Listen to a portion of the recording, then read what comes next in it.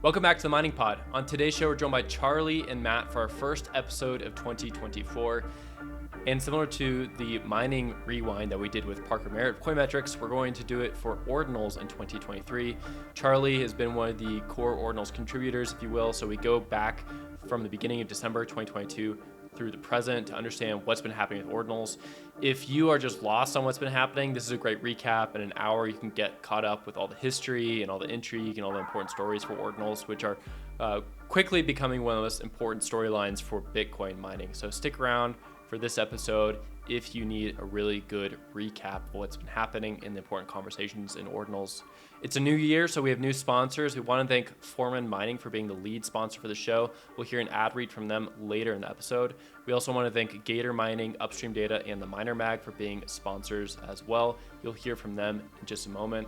Please give these sponsors a listen. Their products are awesome. I hand select them often, just know these teams myself. And that's why they sponsor the show. So give them a listen, check out their products, go to their websites, and see if it's a good mining solution for yourself. Okay, let's hear from our sponsors and then get on to the show. Want to mine Bitcoin? Gator Mining offers premium hosting with as low as 1 unit per client, 95% uptime guaranteed, no curtailment, 24/7 monitoring and maintenance, in-house certified repair center, clean and renewable energy, all at competitive market rates. Work with an individualized team to get hash rate flowing your way today. Gator Mining, pioneering trustworthy crypto hosting for optimal mining success. Contact Gator Mining today at gatormining.ca. Bitcoin miners, be prepared. Hash rate is moving upstream towards power plants and low value energy. Don't get cut off. Modernize and mobilize your Bitcoin mining fleet today with Upstream Data's high performance load centers. Plug in Upstream Data's hash hut and monetize surplus wind power reliably in the blistering heat of West Texas. Plumb in hash generators and safely convert natural gas into cash in the frigid winters of northern Canada. Upstream offers high-quality load centers that will help you mine Bitcoin safely and reliably in every application and climate. Mobilize today and start mining upstream at upstreamdata.com. Are you a retail or institutional investor interested in Bitcoin mining companies? The Miner Mag brings you free data and analysis from all major NASDAQ-listed Bitcoin mining operations to know who stands out. Check out visualized metrics and data-dependent stories at theminermag.com. Welcome back to the Mining Pod. We got a new year. This is the first episode of the new year. And so we had Charlie and Matt, of course, to join us. We're not really doing a news roundup, though. We're going to do an Ordinals roundup from 2023. Charlie, Matt, welcome to the show. I'm glad to be back. It's been a while. It has. How many weeks has it been? 3? I don't know. I'm not counting. It's just good to be here. Yeah. And hopefully our listeners are enjoying it, too. We did the one with Parker. That was the last one we did. I think it was like December 21st, so not too long ago.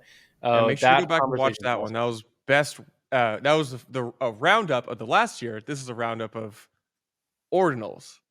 Yeah, that was a roundup of mining for last year from our friends at Coinmetrics, Parker Merritt. Follow him on Twitter.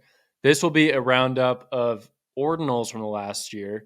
So if you're into the Ordinal space, this is a great, concise, or we'll try to be concise, follow up on everything. And then for those who are not super interested in Ordinals, this is the way to catch up. You don't have to sit through a 2-3 hour Twitter space. You can listen to this in an hour and get caught up. So we're going to first hand it over to Charlie just to kick us off. Tell us where we're at right now, honestly. Like the last 48 hours, I'm hearing about centralized indexers and white blacklists. It's wild. Wait. Charlie, can we just start with what's an Ordinal? Yeah, so if you're coming into this dry, your 2023 goal was to not learn anything, and your 2024 goal is to learn at least like 2 things. Here is what happened outside the rock you've been under. So this dude, Casey Rodamore, had this idea. I'd like to put NFTs on Bitcoin. When he was able to do this, and he kind of hacked, you might say, some script of Bitcoin. Started putting data on it. And the way we track the data that we call inscriptions is we actually take all the Bitcoin that exists, and we give the individual units of it, called Satoshis, numbers. We number and order those Satoshis, and then we call those ordinals. So we track each Satoshi as it goes through Bitcoin. Again, there's a scheme and like method to track these Satoshis throughout Bitcoin. And if you own the SAT, you own the associated inscription This is an opt-in consensus, and it's taken the world by storm and dramatically changed Bitcoin. And the reason there are 5 to 10 hour Twitter spaces on it is because that's what it takes in order to be fully dialed in. So we're going to try to like condense all this, I guess, into an hour. And that's why we have you, Charlie. I'm here Charlie's for it. talking Yeah. the whole time. Okay. Let's get going. You have prepared slides, right? No, I'm just No, kidding. I don't have slides. I could go back. I've done a lot of presentations, but I'm going to let you lead this, Will. That's okay. I got you. So I want to go back in time. Let's do like a little time noise. Maybe Matt can do it. Back to February or so. That's when I first heard about ordinals and inscriptions. I remember you correcting me on Twitter. I was tweeting about ordinals, and I was like, look at my ordinal, or look at these ordinal things. And you're like, technically, that's an inscription. So it was a little painful. Yeah, but everybody calls them ordinals now anyways. I still say inscriptions, but again, it's probably going to be that losing battle over on a long timeline. It probably will be. So Casey Mormore came out with this thing. The first inscription, I believe, was December. By January, it started picking up some steam. By February, it was really like full tilt. People were downloading nodes. People were using the Ord software for the first time. Let's go to the first thing you did, which was post-COVID, or in the middle of COVID for you. You made a YouTube video. Tell us about that, and tell us what you did bring on all these new people into the Ordinals ecosystem. Wow, that is a blast from the past. So yeah, I happen to be uncharacteristically free during the month of January. So of course I stumble into a Discord, and I like outsider, somewhat esoteric stuff in the Bitcoin space. So obviously this was right up my alley. It was Discord native at the time. Not a lot of Bitcoiners use Discord. And yeah, Casey put this out. There was a kind of ragtag group of people helping build it. And I happen to be one of the few kind of Discord native Bitcoin people who just happen to be there at the right time and place. I put together a YouTube video just describing to the less technical person a step-by-step process of how to install the Ord client. This is the client that Casey put out, which does all the logic and does all the tracking of these ordinals to the Bitcoin ecosystem, and then allows you to inscribe your inscription. And because it was from command line. Fast forward to today, we have an abundant, vibrant ecosystem of point and click wallet-based browsers and marketplaces. But at the time, it was like very arcane. I mean, even to me, I'm not super technical, but give me enough time and a wall to bang my head against, and I can figure it out. So I made a YouTube video. I understand the NFT people; they're quick, snappy, visual learners, and so that, I guess, threw me into the center of things, and I've kind of enjoyed riding this wave because this is a story of changing nature of block space.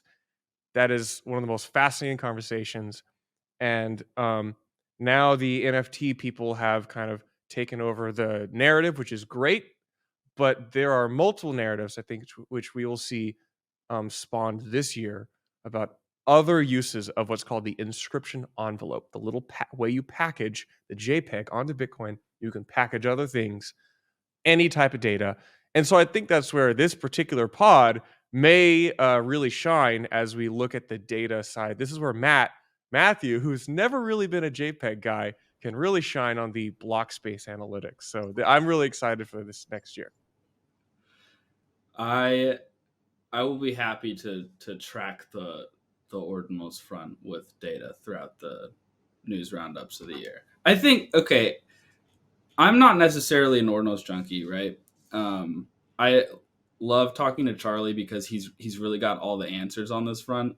He's in the Twitter spaces that are 3.5 hours that I would frankly pull my hair out. I can't handle to sit still that long. But if you just look at Bitcoin itself, right, and you just look at a lot of the just fundamental statistics, how big is the chain? How many UTXOs are there? What's the fee environment? If you just looked at 2023 and those numbers, you would kind of be scratching your head, asking yourself, how did this much change happen? Unless you are aware of this type of ecosystem, right? I actually, on a numbers front, I looked at because we talked about the first inscription was December, right? Hmm. Um, Kind of became more widely available in May. Would you say, Charlie? Is that fair? We can go back and say what changed. Basically, yeah, I mean, we had a major change in the type of inscriptions people were making from just JPEGs to fungible tokens. That was the kind of big Moment. change in like what people are doing. So that Yeah. drove a lot of the new activity on chain. So I think we're talking about the BRC20 wave, right? Yep. Okay, so that kind of a new methodology to do fungible tokens using the ordinal standard kicked off in May. I looked at just before the show a bit of a change in the UTXO set. What happened? And since May, um, there's been a 46% increase to now in the UTXO set. To put that in perspective, 32%, almost a third of all UTXOs have been created since May. That That's is, wild. I'm gonna take it even a step further to put in context. The amount of UTXOs that have been added since May, we didn't eclipse that number in Bitcoin from the start until December 2017. Yeah. I'll just give you the numbers on the market side. That's 8 years, As I was just right? doing the math. I'm really slow, so there was a pause there. That was 8 years.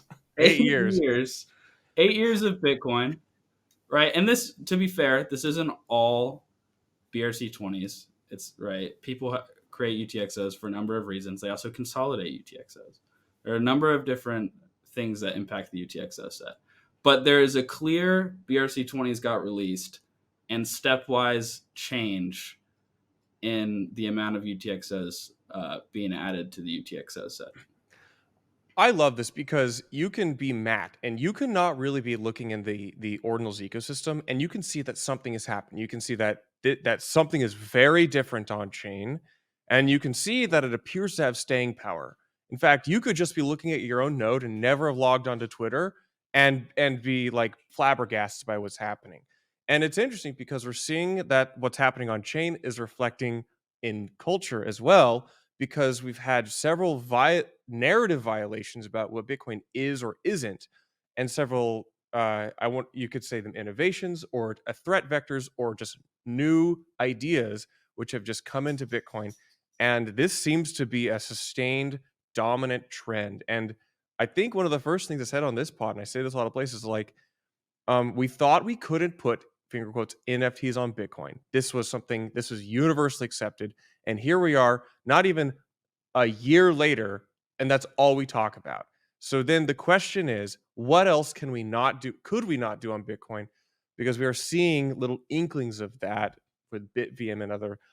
We'll see. Casey was named the most influential person of the year according to, was it CoinDesk? CoinDesk.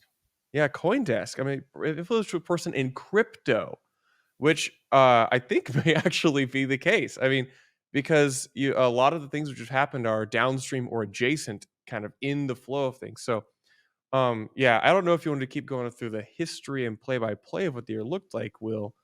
But it's very interesting how the types of conversations we're having today are very, very different and entirely unpredictable as they were a year ago. Can I add one thing to that, Will, before we move on?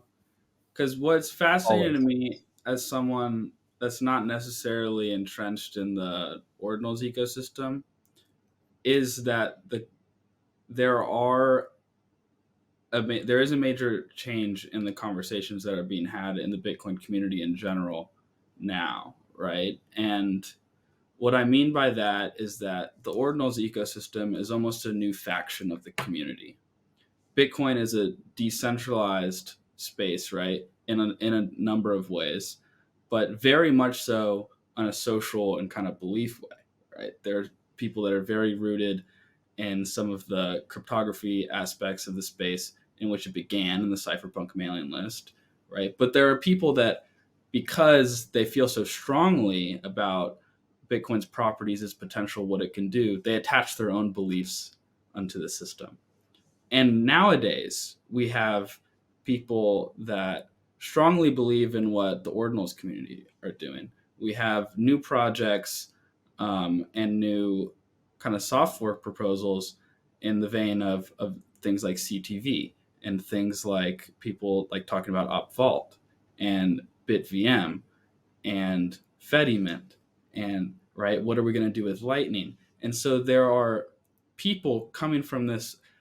I saw Adam Back was talking about Taproot annexes the other day, right? People are coming at this at Bitcoin from a such a wide variety of angles these days that I think the Bitcoin politics, if you will be very interesting in 2024. And I think Ordinals is a part of that. I'm not saying Bitcoin has always been a monolith, but it's felt kind of monolithic post block size war culturally, and it this year has really demonstrated that it's not, and I love to see that. So we have two forks in the road, or a fork in the road we could go down here. One would be talk more about BRC20s and what happened over the summer with that explosion. Let's do that in a second. Let's keep going with this other thread, though, and talk about some of the famous predictions from the spring. The first one that comes to mind is Jimmy Song saying Luxor will be punished by the market for choosing to include the 1 megger. And the other one is from Marty Bent, who put out a tweet saying that the Ordinals fad came and went rather quickly. And that tweet was after there was kind of like a burnout on some of the JPEGs for a little bit. And I think a lot of activity moved into BRC20s. And there was certainly a dead period over the summer. Like June, July, August was pretty brutal. About 95% of the BRC20 Ordinals market was not there anymore. But Charlie, any thoughts on those two tweets? The Luxor one, I mean, you're at Luxor, so we gotta give you a second. This is an easy layup. The Jimmy Song tweet, which is ironic because I've interacted a lot with Jimmy Song over the years, marked a Pico bottom for Luxor hash rate, which is up, depending on how you measure hash rate. At the time, it was 1.4 petahashes as measured by some fools, and now it's closing in on 20. So it's kind of a comedic. It's literally like within 2 days of a Pico bottom hash rate. So punished indeed. Yeah, so punished by the market. Damn, maybe I can't get any more of that punishment. With regards to Marty, he's tweeted a lot. I respect him too much in the ecosystem to dunk on him much. And I think, I think a lot of people, he would be a great voice of someone who, he and Matt Odell, titans in the like hardcore Bitcoin, you might say toxic maximalist, but kind of camp, and they don't like the speculative nature of this. They're very, tied to Bitcoin as a monetary asset, and this kind of changes the narrative a bit. So I don't think that ordinals are gonna die anytime soon, and I only think this gets bigger. I think the flywheel has just only started spinning, and it's kind of like there's that site that tracks Bitcoin death sentences. I've been thinking about making like an inscription that tracks ordinals death sentences. So I think that'll be a fun topic. Yeah, for Marty's point, echo that similarly. I think that even myself at moments, I've looked at some of the quote unquote spam that's being put on chain, and it is a little nerve wracking if you think about, hey, there's like a real use case for Bitcoin in terms of like its monetary premium, and preserving that matters a lot. But at the same time, I don't think it means that we just like kick out everything with ordinals. So, okay, we'll leave that there. Let's go to the BRC20 summer and the explosion from there. BRC20 standard was created by Twitter user Domo, and that popped off. It's named after the ERC20 standard on Ethereum, which we've talked about on this show. It's like the typical way for moving tokens around Ethereum. Your Tether, your USDC, your whatever token is typically an ERC20. The funny things between these two different token standards is that a lot of people don't like ERC20s and how they're constructed, but then BRC20s are somehow even worse. There's some cool things about BRC20s that like you can have like a fair free mint for anyone to participate in as long as the mint window is still open, but it just like doesn't make sense because Bitcoin wasn't built for this, and it just blew up anyways because people wanted tokens on top of Bitcoin. So tell me about that. What it is. So basically, you can make an inscription. So you can put any information in an inscription, including text or a JSON file is the kind of colloquial term I'll use. Um, you can create an inscription that says Charlie creates 1,000,000 tokens, and then I could say you can mint or claim 1,000 tokens at a time. So, and then Matt and Will start inscribing inscriptions. Say Matt claims 1,000 tokens. Matt claims 1,000 tokens. Will claims 1,000 tokens until the full supply of the 1,000,000 tokens that I have said will exist are out there. And then we can then transfer those. The way we transfer those initially was Matthew making a description that says Matt sends Will X tokens. And so this is where originally BRC20 did not even require the use of ordinal theory. It was simply a messaging protocol on top of Bitcoin, a very inefficient one, which has some structural issues. But nonetheless, it was easy to grok, very broadly understandable to the average person. And degens love that, especially coming from the very disillusioned kind of contract structuring on ETH and other chains. So that hit kind of narrative synchronicity, and the kind of gamification of minting these out really drove a boom in May. Since then, the protocols changed a little bit, so we actually do need ordinal theory, as according to one of the indexers, which we'll get into. So the BRC20s have spawned an abundance of other meta protocols similar to BRC20, which use comparable, like Bitcoin as a messaging layer mechanics. This has really introduced some interesting opportunities for MEV or front running or gamification. But the main story so far has been that because these things are generally price or fee rate inelastic, they drive up the fee rates on Bitcoin and produce a lot of revenue for Bitcoin miners. And so it's one of those things where yes, we can have they're really just all meme coins pretty much, meme coins, but the meme coins are actually driving real economic activity. The question is, does this mature into more material economic activity? What are we getting at here long term? That's the big question. There are so many different lanes we could swim down with with what you just said, but I do want to highlight that I appreciate in your minting scenario you gave me more coins than Will. I think that's not cool, bro. Yeah, in this case, let's say you're more technically savvy and you're able to automate the inscribing process, like many have, and yeah, you end up with more coins. I think what a note that I'll emphasize is that it seems that these BRC20 tokens, while they are inelastic in their minting, meaning in kind of layman terms that people don't really care where fee rates go, they will continue to mint these things. At the same time, they're very small transactions as they're just text.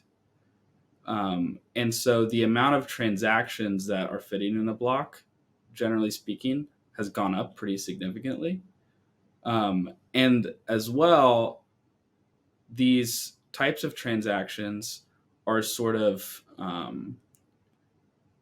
it's like kind of a cliche right now, and it's like a saying, we talked about it a bit before the show, but they're serving as a block space buyer of last resort. And what that means is whenever there's kind of excess space that's not being used by general financial transactions on Bitcoin, there are people waiting on the sidelines to stop stuffing in the mempool at certain fee rates to be included in those blocks. And another thing I'll mention, Will announced the kind of 1 megabyte inscription, which was sort of a mecca event, and I think really kind of pivotal for the Ordinals ecosystem. 4 megabyte one. Sorry. Yeah. 4 megabyte. That's right. 4 megabyte. 4 mega. Shoot, I lost my train of thought. Taproot Wizard 4 mega in February. Oh, right.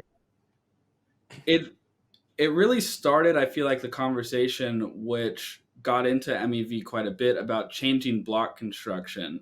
It wasn't necessarily as clear what the expected transactions were going to be in the next block and what they actually turned out to be. It seemed like mining pools after that point, and Charlie, you correct me if I'm wrong, started to examine the mempool and the BRC20 kind of space in general to see if there were reasons to order transactions in a block to give mining pools a greater benefit than what people may have realized. Is that right? This is certainly a conversation among a lot of people and people who talk and think about block production. We have not yet really seen an actual mining pool clearly demonstrate MEV for BRC20s, but it's been so obvious we could back test like what it would look like. Um, a bit of this, you know, it's funny because like the world of Bitcoin has just not really paid attention largely to anything that happens on other blockchains. And anyone from ETH can come in a week be like, okay, I understand what's happening with BRC20s. Where's the MEV? And then the companies and the decision makers, the people who execute in the block production space, are largely have not participated in MEV at wide scale. And this is very interesting because you have a very sophisticated ecosystem, which are the primary users of this new type of transaction on Bitcoin, who see the opportunity, but they are not in the kind of driver's seat of the actual execution of it. But we're seeing, in the same way that you have some, you might call them searchers on ETH, we're seeing some we have a handful of examples of people actually sniping stuff from the Bitcoin, from their mempool and getting into a block so they can acquire their JPEG faster than the other person. So we've seen a handful of actual real like individual MEV, but not at the block, not necessarily in collusion with a block producer. So this is very, very interesting, and I'm glad I can still talk about it right now. Hey, this is a mining pod, dude. That's Yeah. what this show is for. Hey, listeners, let's talk about revolutionizing your mining operation with Foreman. This isn't your average management tool. It's an all-in-one solution for reducing costs and significantly boosting your revenue. Foreman brings a cutting-edge dashboard to your fingertips, empowering you with automated energy strategies. This means not only curtailing around real-time prices, but also strategically enhancing your profit margins through demand response. It's about leveraging energy efficiency to its fullest potential. With Foreman, you get a system that scales with your business. Inventory management for assets, infrastructure integration, and business intelligence. Foreman elevates the cash flow and production of your entire operation. To see how Foreman can redefine your mining operation standards, visit foreman.mn. So one thing I wanted to highlight, or two things I want to highlight, the ocean mining kerfuffle, or whatever you want to call it, that happened a few months after all this with BRC20s really highlighted what mining pools can do. And most mining pools are just using like the Bitcoin core template for building a block. And so, yeah, they're not making a lot of exceptions yet, but they certainly could. And Ocean is now doing that, right? Like they're purposely excluding things and they give you some options. We'll get into that in a second. We're basically in like May, June right now in our timeline through the year. The other thing I want to bring up is the interest in VC money started moving into Bitcoin over the summer. And that was a weird thing to watch as a former reporter who talked to a lot of the mostly altcoin VC companies out there that would never touch Bitcoin. They mocked Bitcoin, nothing for them to purchase or build on top of it. And it makes sense. If you're a Max and you're looking at it, a lot of these VCs just kind of come in, buy an early bag, and then dump it on the market. Or even if they hold it in perpetuity, it's normally up 5x plus. For the first time, we had VCs move into it, which caused sort of like an autoimmune response from the Bitcoin community, I think, as well, where a lot of these hardline Bitcoiners don't like VCs. And so they start pushing back against VCs moving into Bitcoin and calling out teams raising funds to build. And so that's been a big thing. Another Jimmy Song tweet, as it happens, that if you have VC money coming into Bitcoin, you can't trust it. But we can trust if it goes to Lightning. So that was one thing I think we need to highlight over the summer months is while a lot of people were not super interested in Ordinals or BRC20s over the summer, the on-chain values were very low. VCs saw an opportunity and moved into the space. Okay, let's fast forward to the end of the summer. and start looking at probably like August, September or so, I feel like my mind's blank on what was happening there. That more or less felt like the low point where nothing was going on. There was like a little bit of loss of hope. Yeah, the market had considerably cooled off by then. The highs of May had kind of petered out. We had a little bit of a rise in September as one of the notable, like, incredibly high supply BRC20 mints minted out. But it was largely uneventful outside of like some notable launches, some drama, some more collections, a lot of, you might call, building, if you will. A notable October where there was virtually no inscription activity. And I like to tell the narrative of an anti-inscription, anti-BRC20 bot, which may have played a role in that.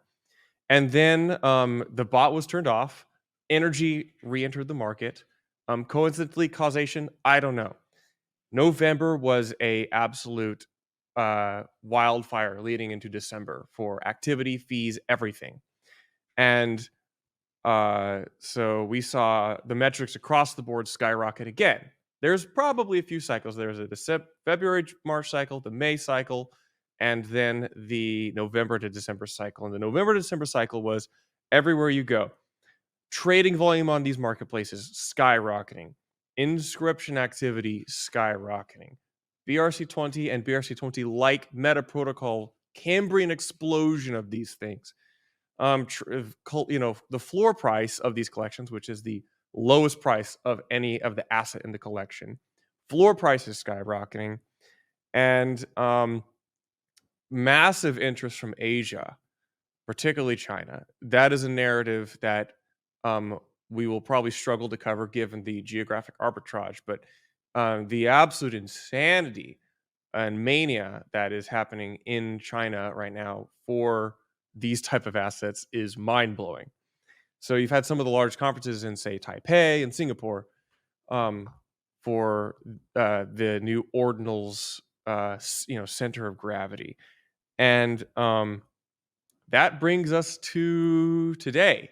And I don't know if this podcast will be out before kind of the most signature event in Ordinals history since the launch, which is the Jubilee, which is a protocol, which is an event that happens on the implementation of the dominant client of the protocol.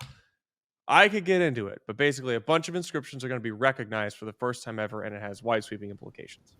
Let's get into that in a second. Let's unpack. You just brought up a lot of stuff. Yeah, so sorry. I also have a question. Yeah.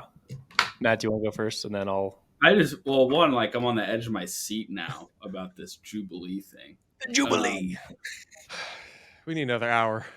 We need like a little drop down of like someone dancing whenever like you say Jubilee. We could make this show a lot more produced. Okay, but go ahead. I interrupted. Add that in the edit. Charlie, you mentioned marketplaces, and I think something we haven't talked about in the timeline of things that I'm honestly interested in. We kind of went through, it got released, started to make a bigger splash, VCs came into the game. The accessibility of speculating, essentially, on inscriptions and different types of fungible tokens as well.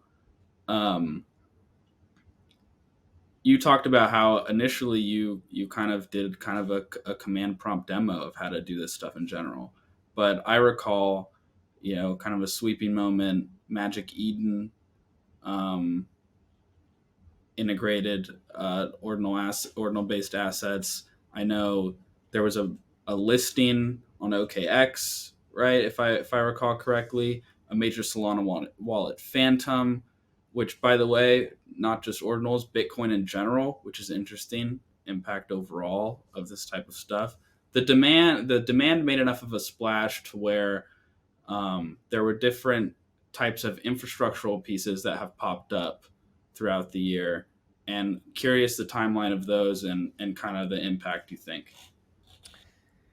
Yeah, I think if you come from a crypto native marketplace, not Bitcoin native. So if you come from the crypto and NFT ecosystem, the timing of these rollouts and products seems natural to you because a week in your world is years in everybody else's. It's like dog years, basically, 1 to 7. But in Bitcoin time, this is incredibly accelerated development of tooling and product focused ecosystems.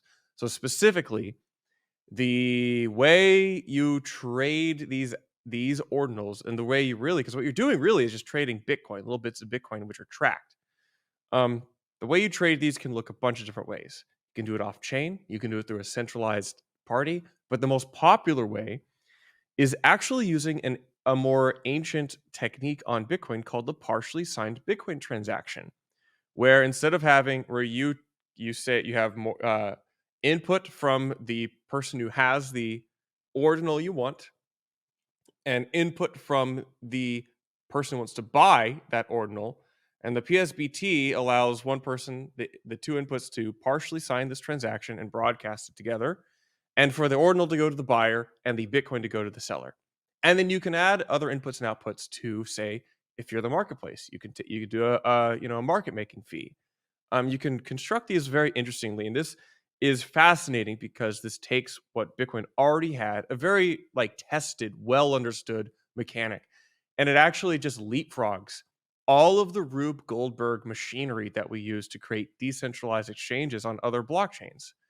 And it's fascinating, and I love it.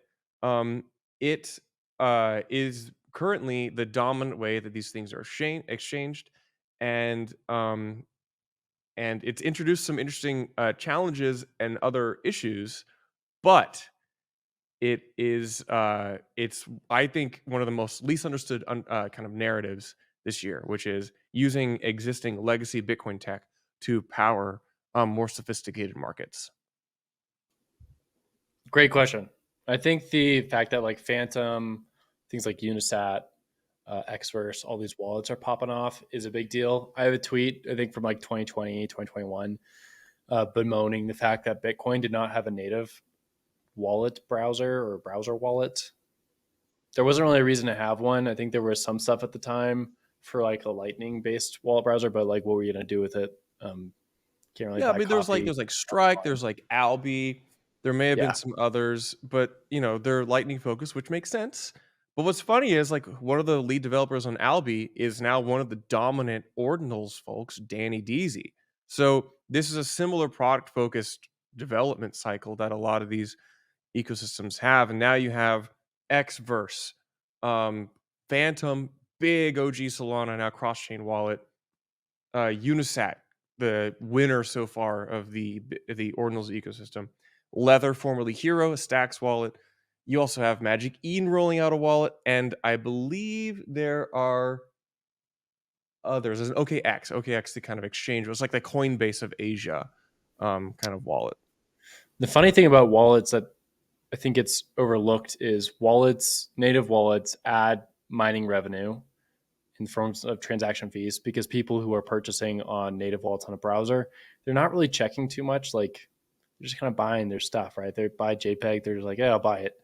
And that money goes to a miner. And you've seen that in the Ethereum ecosystem where having that native access with MetaMask increases transaction fees, just a little bit, which does matter a lot. And then also bringing in businesses that have solid revenue is another part of this. We haven't really had a lot of Bitcoin businesses that do well because there's not a lot of places to spend your Bitcoin natively. But with JPEGs and all the other things that are going to come from it, we now have a bunch of new Bitcoin native companies that have good revenue. And that means like more VC money can come to the space because people are interested in this. When MetaMask rolled out its numbers for the first time, I think they made them public in like 2020, 2021. Like it blew everyone's faces off because they were making so much. They collected just a little spread on any flip or purchase, and they made mad money because it'd been downloaded everywhere. So I think that's nothing to be slept on. I want to go back to you, Charlie, and ask about November and ask about Asia numbers. Besides anecdotes, what kind of shows us that there's a lot of interest in East Asia for ordinals? I've seen some videos. I've heard a million comments about it. I've seen some data on flows, like general flows into Bitcoin coming from East Asia, like like a lot of bids, but I haven't had a lot of ordinals related data, and I don't even know how you necessarily collect that.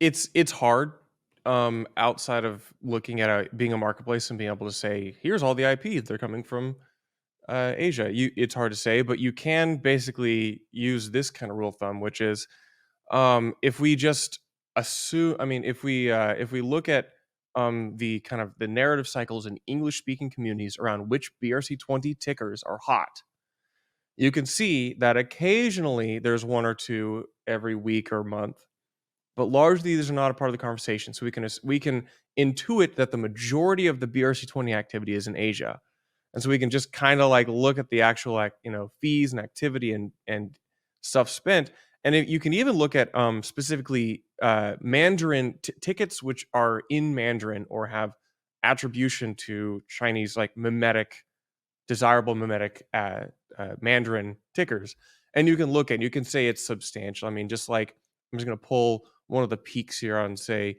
December 16th. You have OEV, you have SYMM, you have MTID. Some of these, and I don't remember, you have DIAO. These are popular tickers in China that never really made it into the narrative cycle in English speaking communities that I'm aware of. And then just consider like where's the locus in English speaking kind of trading circles is on Discord and Twitter. Where is the kind of center of conversation in Mandarin speaking circles? They are not on those platforms. They're on the various popular media in China, WeChat. So like the WeChat groups are wild. If you've ever kind of looked at some of the numbers on those things, again, I can't read the text, but I look at the numbers, it's wild. So those are always really interesting. Yeah. I guess a heat map of sells, buys, and sells would probably be helpful. I've seen some stuff of heat maps being developed, so that'd be like when during the day are we seeing a lot of bids? Or I could just point to I occasionally get to review the metrics for Ordinals.com, the dominant reference for the client, and it's about 15 million every other day impressions. 15 million hits, like visits. Requests. I don't know network administration, but it is fucking insane. Yeah, it's insane. Casey needs to put some ads on there and fund himself. That's crazy. I think if Casey were that motivated by money, we would have seen things play out a lot differently. Okay. That's my last question for that part. I think like the flows into Bitcoin right now makes sense to catalyze BRC20s and ordinals popping up November, December. Matt, unless you have another question, Charlie, I just want to throw it to you. Like, what should we be expecting next? Like, what are indexing is becoming a bigger thing, which is funny because that was an Ethereum conversation for years. It's coming back. Indexing is becoming a thing. I heard something about like white versus black modules. Seems like there's more PFP drops, similar to like NFT culture. You'll see like really hyped up PFPs are coming back, and people are bidding into like Node Monkeys and Goosenals and things like that. Yeah. I am both amazed at the speed of which developments happened, but I'm also kind of disappointed at some of the just like uncreative shit that has happened. Like it's just recreating the stuff that really is like I find uninteresting technically or from an innovation standpoint on other blockchains. They seem to be exclusively culturally focused, which is fine. I get that. This is me being, kind of a purist. But I actually think that we're entering into, and I talk about this on Twitter Spaces, I've talked about this in some private chats, like if Bitcoin is to if the thesis for Bitcoin is to succeed, especially post halving, we are going to see it get to be very expensive to transact on Bitcoin. Nobody is ready for this. Exchange UTXO consolidation is like comically unsophisticated, unprepared for this. Your UTXO set you think is ready, it's not. This chain, I think we're gonna find that it gets really hard to inscribe JPEGs on Bitcoin. JPEG being a catch-all term for images. And especially because we have this looming narrative, which has not been front and center in the conversation. I think it should be roll-ups and roll-up type things happening on Bitcoin. You look at the Taproot Wizards raise, one of the prominent things happening in the ecosystem, and you have now more than one, I think 4 or 5 different groups who are publicly working on Bitcoin roll-ups. Look at the numbers for roll-ups on other chains and look at the amount of capital and wealth that can, and like, economic activity that can generate, and then now multiply it by Bitcoin's market cap. And so in such a scenario, you have a lot more demand for block space from much more capitalized groups, which represent a lot more money. And I think this is a kind of a long term being a year or so from now. This is going to be a trend. And when it happens, it's going to be absolutely wild. Santiago, I see, talking about Bitcoin L2s. Yeah, Santi, answer my DM. So I'm gonna read this really quick. Yeah. So Santiago's just a Twitter crypto investor. I actually don't know his full profile, but he's a pretty big following. I think he does some stuff with Blockworks as well. He says here, quote, Ordinals were the appetizer that woke up the dragon. Bitcoin L2 activity will be explosive. Devs may resist, but miners always have the final say, and they won't forego the juicy fee stream that come with activating $1 trillion of dormant capital of Bitcoin. Okay, so I'm not going to pull that part because there's a lot of problems in that statement. But that being said, I do think Bitcoin L2 stuff is going to be explosive. And I think ordinals and inscriptions are a part of that whole conversation because there's more demand for block space than ever, yet there's less available block space than ever. Matt? I think people aren't going to change their spending activities unless there's a catalyst and really a monetary one, a financial one to do so. And I think the change in the fee environment is really the incentive that brings kind of a fertile ground for people to actually test out a lot of what I'm going to call Bitcoin plugins, Lightning, Liquid, right? Things like Fedimint, like the Chime Mint stuff. Really anything that defers settlement, makes transactions cheaper. It could even have people hold more funds on centralized exchanges, right? Because then you just deal with the fees and selling it directly there. So like Bitcoin banking almost. But the change in the fee environment is very real.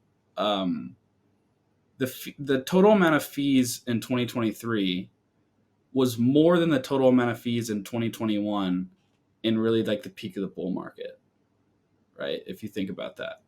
The amount of fees last year was over 3 times as much as we saw in 2022. Yes, we saw Bitcoin price going up, but we really didn't see the speculative fervor activity on chain that you would in previous market cycles in 2021 and in 2017, right? And it kind of toggled 2018 as well.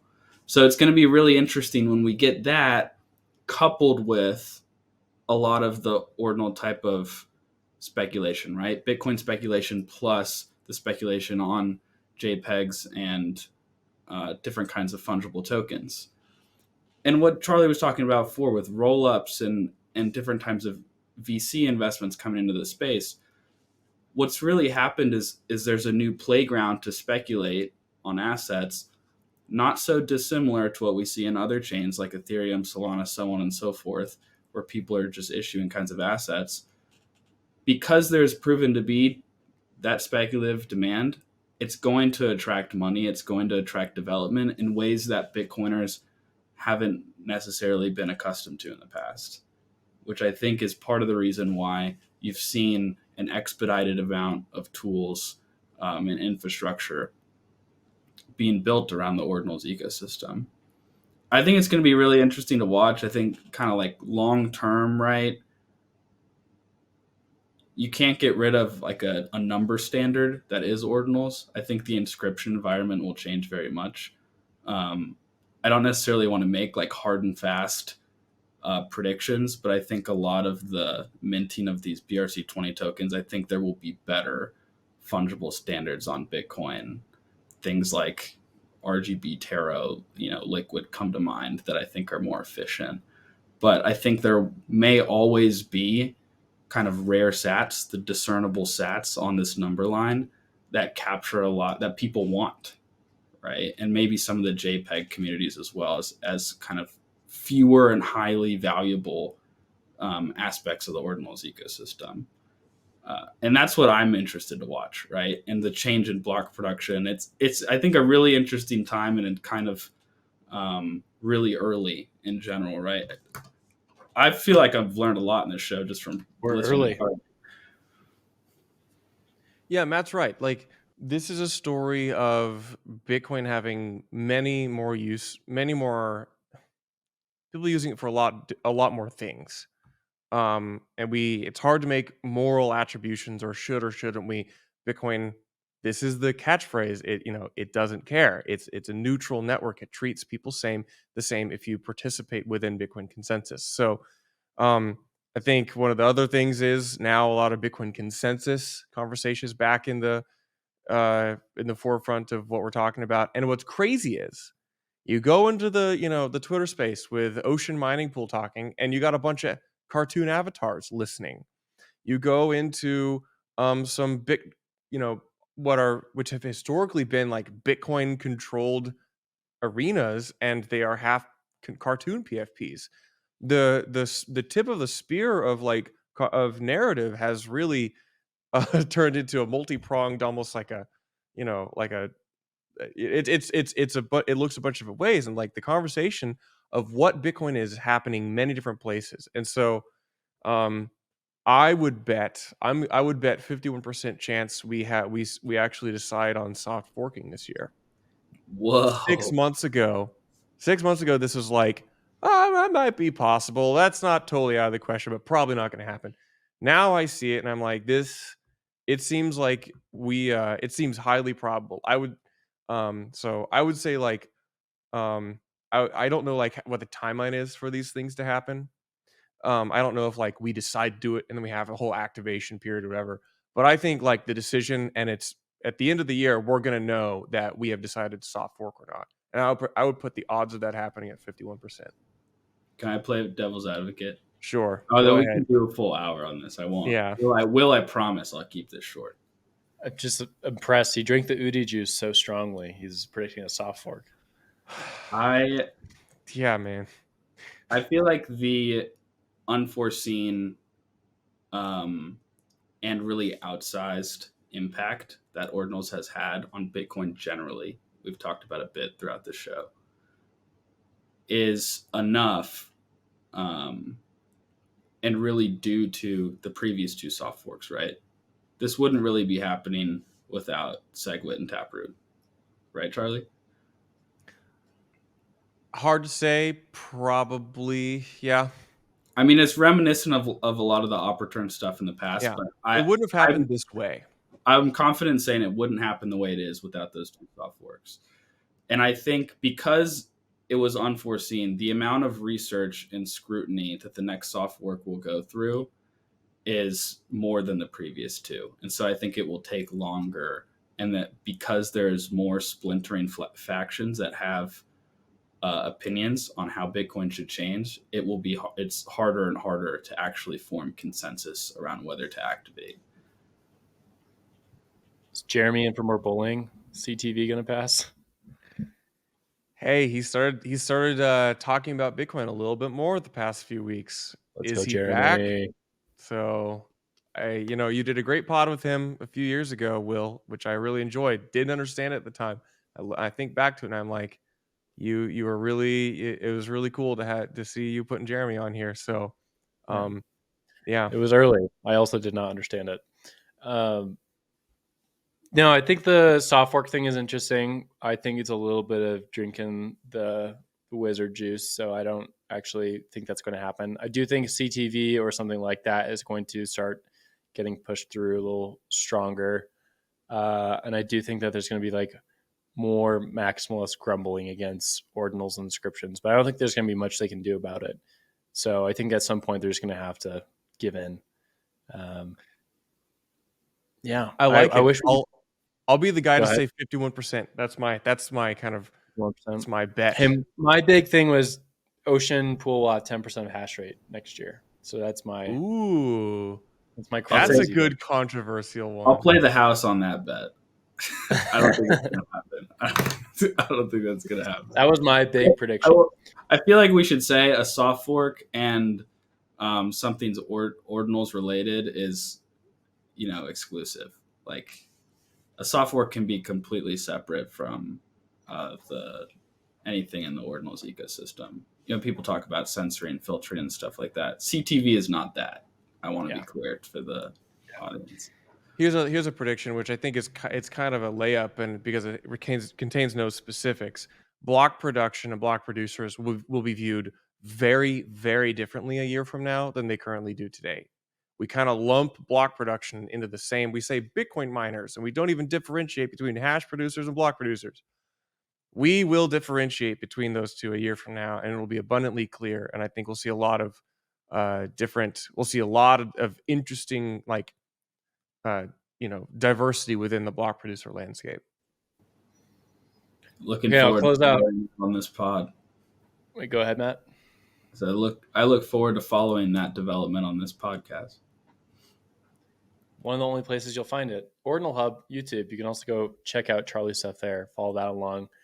Okay, my last prediction will be that a lot of laser eyes will get an education by the market this year on losing money by not buying inscriptions. So let's close out. Charlie, Matt, thank you for joining so much. Thank you for listening to the podcast. We have a newsletter, blockspace.media. Go check that out. You get this, but in a written format. So if you like that, go and do it. It's quick, short articles about what's happening in the Bitcoin space, whether that be tech or mining or whatever else. Also, give us a like on our YouTube channel, subscription, and follow us on here. Okay. See you guys next week. Bye.